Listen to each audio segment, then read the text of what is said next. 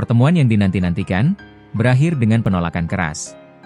Presiden Ukraina, Volodymyr Zelensky, datang langsung ke Gedung Putih, memohon satu hal dari Presiden AS Donald Trump, rudal Tomahawk.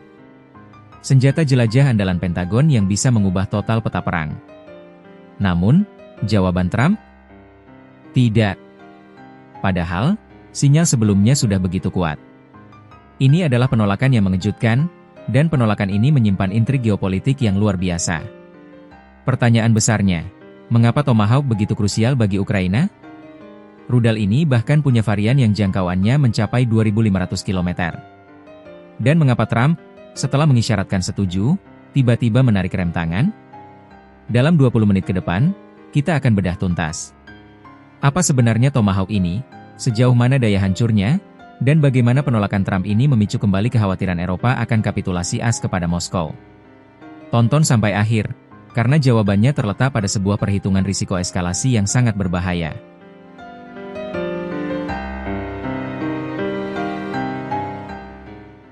Latar belakang drama di Gedung Putih. Mari kita atur panggungnya. Ini bukan sekadar pertemuan biasa. Ini adalah pertemuan tatap muka keempat sejak Trump kembali menjabat, dan yang kedua dalam waktu kurang dari sebulan. Ini menunjukkan betapa gentingnya situasi Kiev saat ini.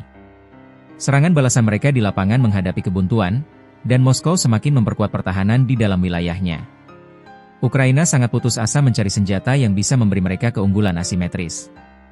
Dan rudal Tomahawk adalah jawaban yang mereka yakini. Washington, melalui sinyal sebelumnya, seolah memberi harapan palsu. Rudal andalan Pentagon, Tomahawk, akan dikirim untuk membantu serangan balik. Sinyal ini begitu kuat sehingga publik dan para analis sudah menganggapnya sebagai deal yang hampir pasti. Namun, ketika Zelensky tiba di Gedung Putih hari Jumat lalu, pintu harapan itu ditutup. Trump menolak permintaan vital tersebut. Penolakan ini mengirimkan gelombang kejutan tidak hanya ke Kiev, tetapi juga ke seluruh sekutu Eropa.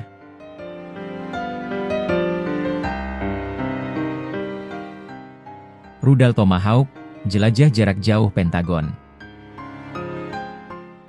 Untuk memahami betapa besarnya penolakan ini, kita harus tahu apa itu Tomahawk. Ini bukan sekadar rudal. Rudal Tomahawk adalah rudal jelajah berpemandu jarak jauh, yang pertama kali digunakan dalam pertempuran pada tahun 1991. Bayangkan sebuah jet tempur tak berawak, yang terbang rendah di atas permukaan tanah, mengikuti kontur medan, dengan kecepatan sekitar 550 mil per jam. Tomahawk dirancang untuk satu tujuan, serangan mendalam yang sangat presisi. Rudal ini biasanya diluncurkan dari laut, baik dari kapal permukaan maupun kapal selam, untuk menyerang target yang jauh di dalam wilayah musuh. Coba kita lihat spesifikasinya yang membuat rudal ini sangat menakutkan. Panjang, 6,1 meter, sebesar mobil kecil. Berat, sekitar 1.510 kg, menjamin daya ledak yang dahsyat. Harga, fantastis, diperkirakan mencapai 1,3 juta dolar per unit.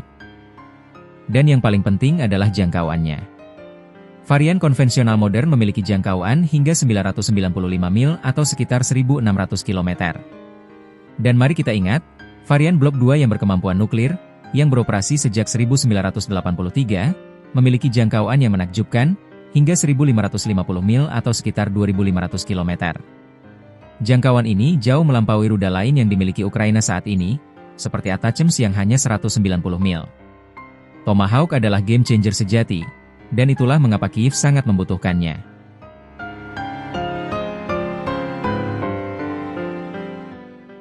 Mengapa Tomahawk sangat diinginkan Kiev?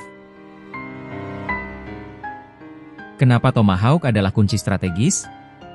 Jawabannya sederhana, jangkauan, presisi, dan jeda logistik. Memasok rudal Tomahawk ke Ukraina akan memperluas kemampuan serangan Kiev secara signifikan. Ini akan memungkinkan mereka mencapai target jauh di dalam wilayah Rusia, yang saat ini berada di luar jangkauan semua amunisi sekutu. Target apa saja yang dimaksud? Pikirkan ini, pangkalan militer yang dianggap aman di belakang garis, pusat logistik penting yang memasok front, lapangan terbang yang menjadi tempat perlindungan jet tempur, dan yang paling krusial, pusat komando utama Rusia. The Institute for the Study of War, ISW, memperkirakan, ada ratusan target militer Rusia yang berada dalam jangkauan Tomahawk. Ukraina berargumen, Memiliki senjata pemukul presisi dan destruktif ini akan memberikan tekanan yang luar biasa, memaksa Presiden Rusia Vladimir Putin untuk benar-benar menanggapi seruan negosiasi damai yang didorong oleh Trump. Menteri Luar Negeri Polandia, Radoslaw Sikorski, bahkan secara terbuka berpendapat bahwa Tomahawk akan sangat efektif. Kenapa? Karena wilayah Rusia yang begitu luas menyulitkan pertahanan udaranya untuk mencakup semuanya. Tomahawk terbang rendah, sulit dideteksi, dan memiliki daya jangkau superior. Ini adalah alat tawar-menawar tertinggi di meja diplomasi, cara untuk berkata, kami bisa menyentuhmu, dimanapun kamu menyembunyikan logistikmu.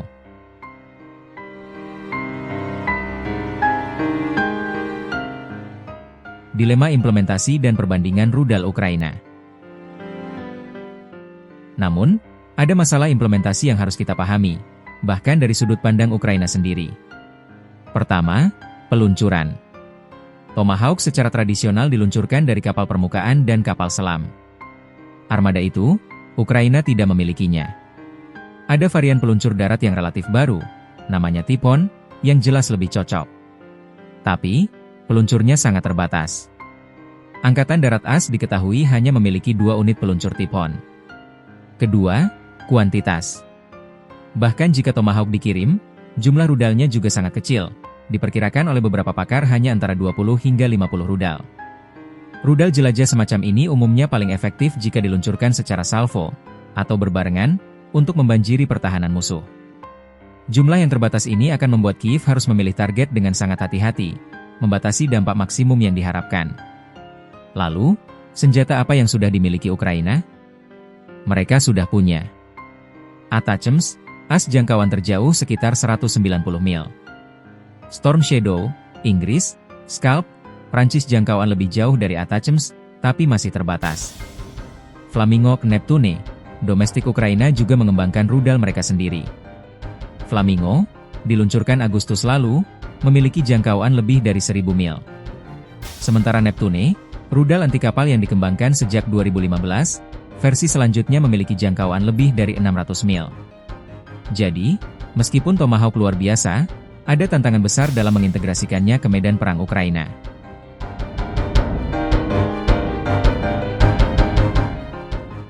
Keputusan Trump dan garis merah Kremlin. Sekarang, kita kembali ke dilema utama. Mengapa Trump menolak?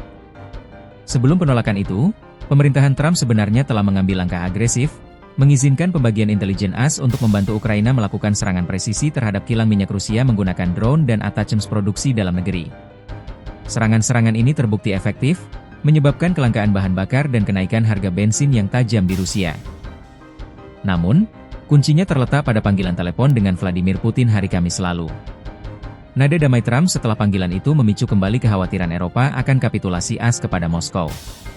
Trump mengaku Putin tidak menyukainya ketika ia mengemukakan kemungkinan rudal Tomahawk, dan ia juga beralasan bahwa AS tidak dapat menghabiskan pasokannya sendiri.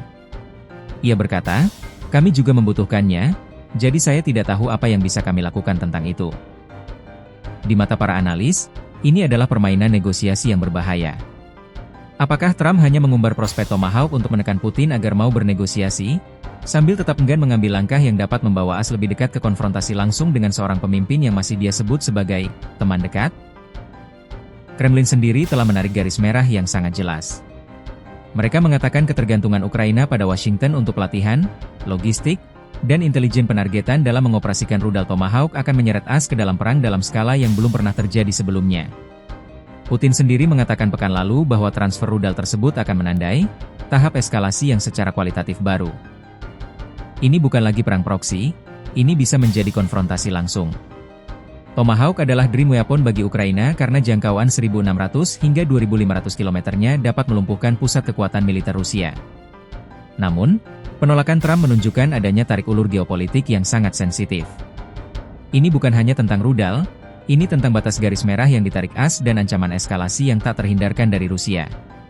Kiev kini harus kembali mengandalkan rudal domestik seperti Flamingo, yang jangkauannya sudah 1000 mil, dan pasokan rudal terbatas dari sekutu lain. Perang ini tidak akan berhenti hanya karena satu rudal ditolak, tetapi kalkulasi kekuatan di meja perundingan pasti akan berubah. Tahan kontak mata. Menurut Anda, Apakah penolakan Trump ini adalah langkah tepat untuk mencegah eskalasi, atau justru menunjukkan kelemahan AS di mata Rusia, sehingga Moskow merasa lebih percaya diri? Tulis pendapat Anda, analisa Anda, dan prediksi Anda di kolom komentar di bawah.